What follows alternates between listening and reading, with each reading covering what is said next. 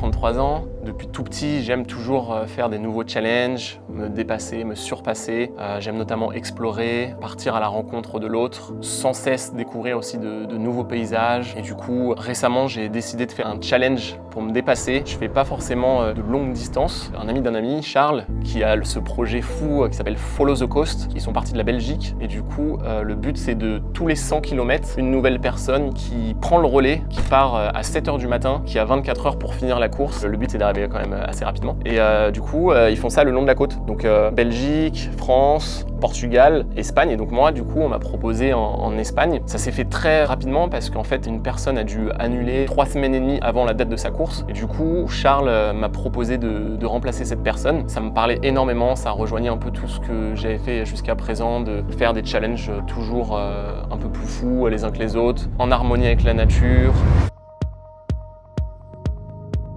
Depuis tout petit, je suis fan d'athlétisme, du 300 mètres, 400 mètres. J'étais pas forcément très fort en endurance. La plus longue distance que j'avais faite avant, c'était un trail de 25 km à Sintra au Portugal. Et du coup, je me suis rendu compte que 100 km, c'est pas égal à 4 fois 25 km. C'est beaucoup plus intense. Au début, ça m'a un peu stressé. Tout le monde autour de moi, ma famille, mes amis, etc., ils me disaient que c'était pas possible, qu'on pouvait se blesser. Ma plus grosse inquiétude, c'était surtout mes genoux, parce que j'ai vraiment des genoux très fébriles. Quand je faisais de l'athlétisme étant jeune, j'avais souvent mal aux genoux et souvent des périostites aussi au niveau du tibia, ce qui me faisait hyper mal. Mon entraînement jusqu'à présent, je faisais surtout beaucoup de natation, parce que quelques mois avant, je m'étais entraîné à la natation dans la baie de Sesimbra au sud du Portugal. C'était vraiment très complémentaire, très bon pour préparer aussi un 100 km. C'est très complet comme sport, on fait travailler les bras, les jambes, etc. sans se faire mal et de faire de choc sur le sol. Quand j'ai officiellement confirmé que j'allais faire la course un peu moins d'un mois avant la course, j'ai commencé à regarder comment fallait faire pour s'entraîner, notamment sur internet, sur YouTube. 2 semaines avant, j'ai notamment voulu courir un tiers de la distance, donc un 33 km.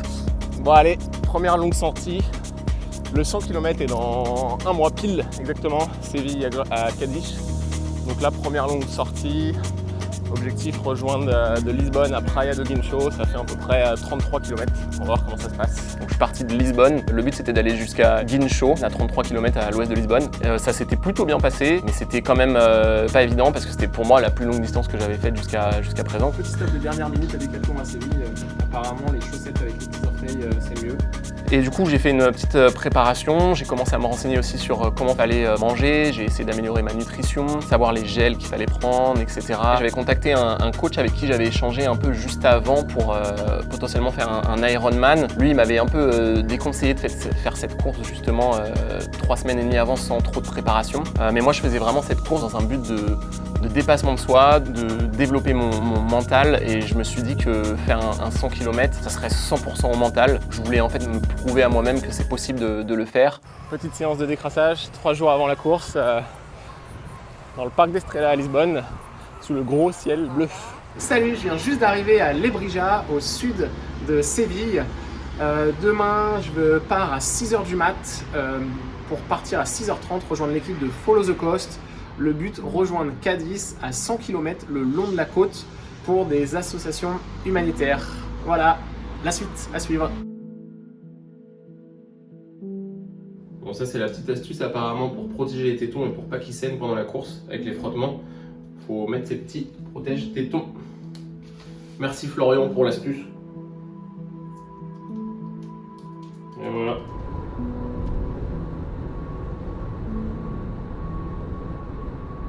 Bon, ça y est, j'ai bien rejoint l'équipe Follow the Coast.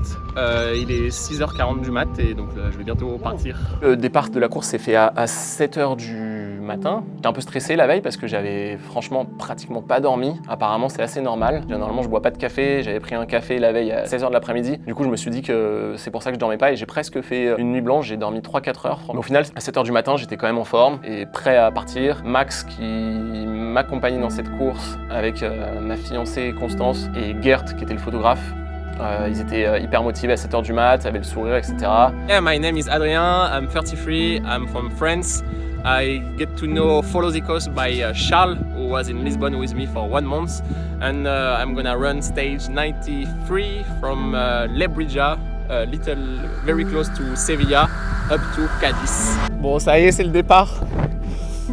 Nuit vraiment très agitée, je sais pas si c'est le stress ou parce que j'ai pris aussi un un match, une ou deux gorgées de matcha hier à 19h, mais j'ai juste pas dormi.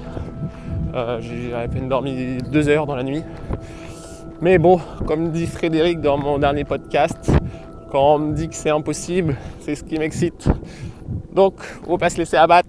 Let's go! Le départ s'est fait à 7h du matin le long du fleuve le Guadalquivir qui est vraiment très beau, un peu en dessous de Séville. Comme je disais, j'étais un peu stressé, etc. mais en même temps très excité. Surtout que les personnes qui étaient présentes autour de moi, notamment Max, très communicatif, toujours à faire des blagues, le grand sourire, etc. C'est fou comment d'ailleurs le fait d'être entouré de personnes positives autour de soi, ça peut augmenter l'énergie et la confiance en soi. Donc d'ailleurs je remercie Max pour sa joie de vivre, c'était assez sympa au départ. Et donc du coup avec le premier rayon de soleil, comme je disais, c'était magnifique. J'étais stressé mais j'étais prêt à m'élancer et je suis parti tranquillement sur le petit chemin en sable le long du fleuve. J'étais là, j'écoutais le bruit des oiseaux qui s'envolaient, il y avait des petites perdrix, c'était magnifique. Bon, je suis au 10e kilomètre là, un 10e, faut faire 10 fois ça. Un rythme tranquille de 7 minutes par kilomètre à peu près. C'est magnifique, personne à l'horizon, entouré des marécages, de la rivière à ma droite. Trop beau. Je vais me prendre un petit gel, une petite barre, c'est beau, tranquille. Et du coup ça s'est passé comme ça jusqu'au 55e kilomètre. Il y a eu une bonne partie de la course pendant environ 30 km dans la réserve Al Gaya où là c'était juste magnifique, je vivais dans le moment présent. Ah c'est juste magnifique là.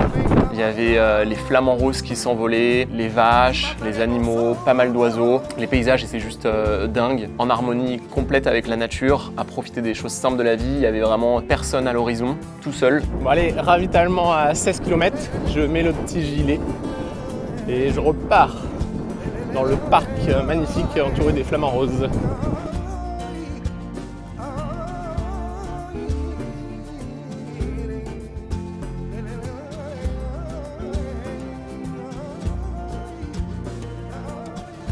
« 20e kilomètre, tout va bien, impeccable, étape par étape.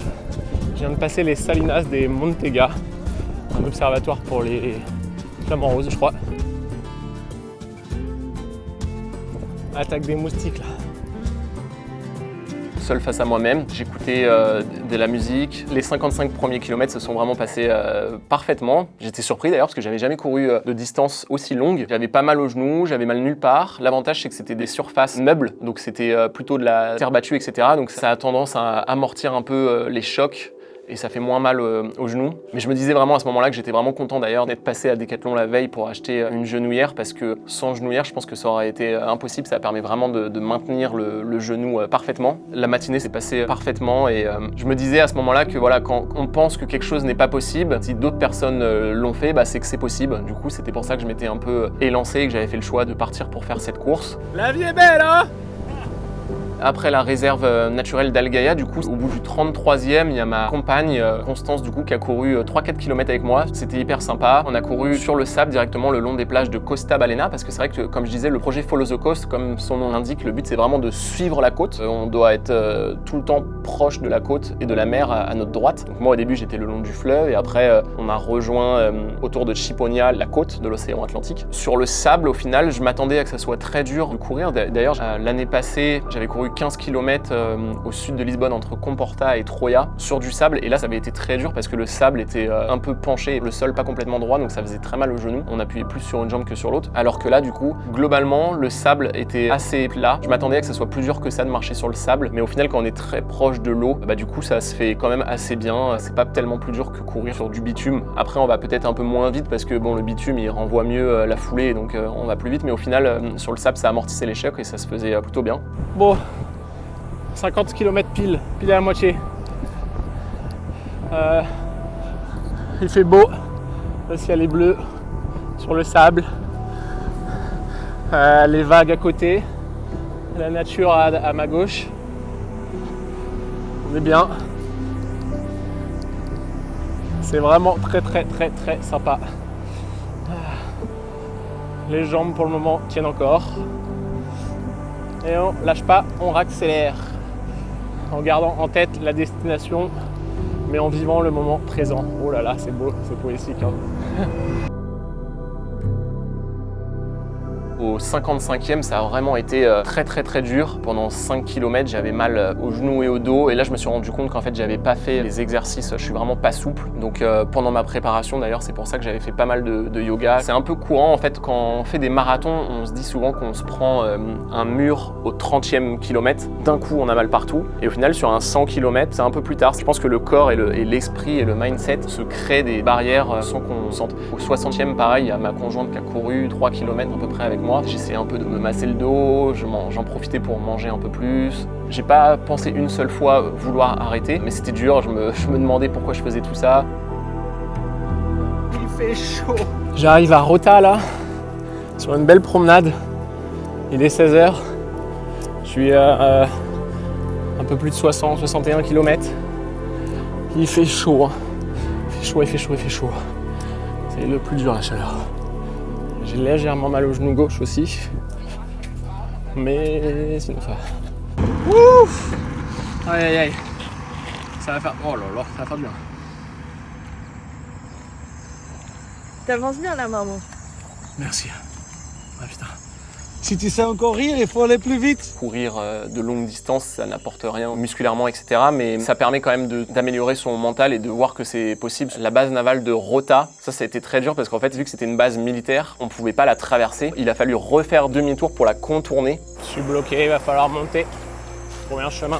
Ça faisait partie du parcours, mais c'est dur psychologiquement et mentalement, même si je m'y attendais plus ou moins. Le but, c'était follow the coast, donc suivre la côte et de devoir contourner un élément. Ça met un coup au mental, mais c'est aussi ça qui faisait la beauté de l'aventure. La golden hour approche. Bon allez, petite pause pour admirer les moutons. C'était vers le 70e kilomètre et là, bizarrement, ça a commencé à aller beaucoup mieux. À ce moment-là, je me suis un peu emballé et je pense que l'endorphine était au max. Je m'étais pas fixé d'objectif en termes de temps. Je m'étais quand même dit que symboliquement, du lever de soleil au coucher de soleil, ça serait beau. À base de grosses techno dans les champs pour la golden hour. Elle est pas belle la vie. Et là, donc à ce moment-là, vu qu'au 70e tout allait bien, après avoir vécu 15 km vraiment très compliqués, je me suis dit que voilà, c'était possible, j'allais accélérer et j'allais pouvoir finir avant 20h. Il me restait du coup 30 km à faire. Je suis reparti dans la nature, les chemins étaient magnifiques, on approchait de la golden hour, donc il faisait un peu moins chaud, les lumières magnifiques, etc. À travers les champs. Allez, on entame les 15 derniers kilomètres avec le soleil qui descend. Ça va, tout en forme là, ça va. Les champs à perte de vue, l'horizon, les lumières, tout allait bien. Bon, apparemment, je viens d'arriver en Italie, là, en Toscane. Je savais pas que j'allais aussi loin. Merci, Max. Non, blague à part, là, c'est la Toscanie, apparemment. J'écoutais de la musique, un boiler room. D'ailleurs, merci à Macéoplex de m'avoir accompagné en musique pendant cette partie. Ça m'a redonné de l'énergie à fond. Et du coup, 20 km de 70 à 90, impeccable, j'allais assez vite. L'équipe qui m'accompagnait, il y a un moment, ils ont voulu qu'on s'arrête pour que je change mes chaussures, que je recharge l'eau, etc. Mais moi, je voulais pas trop ralentir à ce moment-là parce que j'étais bien. Du coup, j'ai continué de courir à fond. Au 90e kilomètre, j'arrive à nouveau dans une ville. Il commençait à faire nuit. Je me suis rendu compte finalement que j'allais pas arriver avant le coucher de soleil. Et là, par contre, ça a été vraiment un véritable mur très dur. J'arrivais presque plus à avancer. Je pensais qu'il me restait moins que prévu. Et au final, il me restait plus que prévu. C'était de pire en pire. Du 90 au 95, ça allait encore, mais c'était dur. Mais par contre, les derniers kilomètres, vraiment, c'était un enfer. J'avais mal partout. Je me suis jamais dit une seule fois que je voulais abandonner ou quoi que ce soit, parce que ça aurait été dommage d'arrêter si proche du but. Mais c'était vraiment dur même de marcher, j'avais mal aux jambes. Le plus dur, c'était les 3-4 derniers kilomètres à la fin où, je sais pas, pourtant j'étais si proche du but, mais en même temps c'était si dur, j'arrivais plus à avancer du tout. Il y avait ma conjointe à la fin qui était avec son téléphone et en gros je courais 20 secondes, mais je courais des petits pas de tortue minuscules. 20 secondes je courais, 10 secondes je marchais, 20 secondes je courais.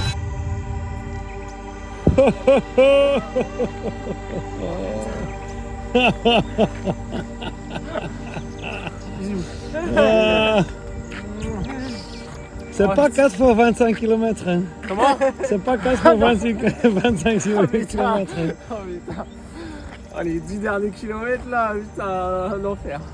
Putain. Ouais, je suis explosé. Mal au psoas, au pied, au mollet, au dos. En tout cas, la lumière fut avec ton truc. Ah,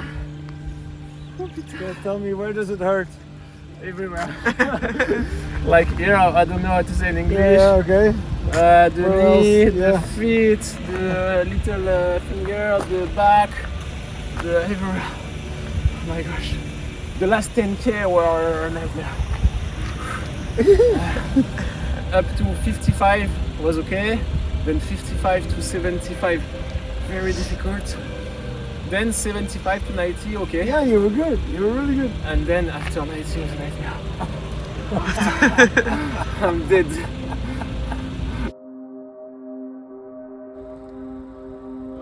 Voilà. Non, pas ça. Voilà.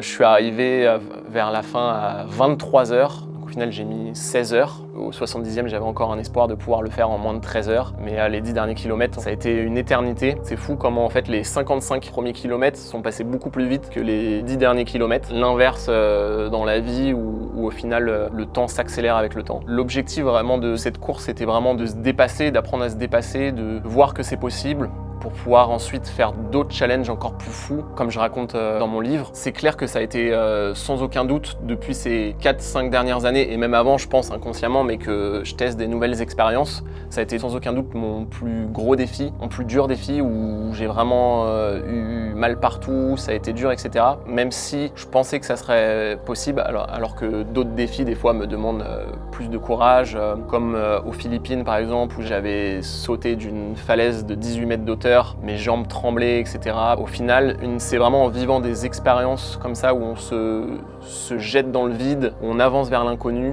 qu'on se connaît mieux soi-même ensuite, on connaît mieux ses limites et aussi qu'on se sent beaucoup plus heureux et épanoui.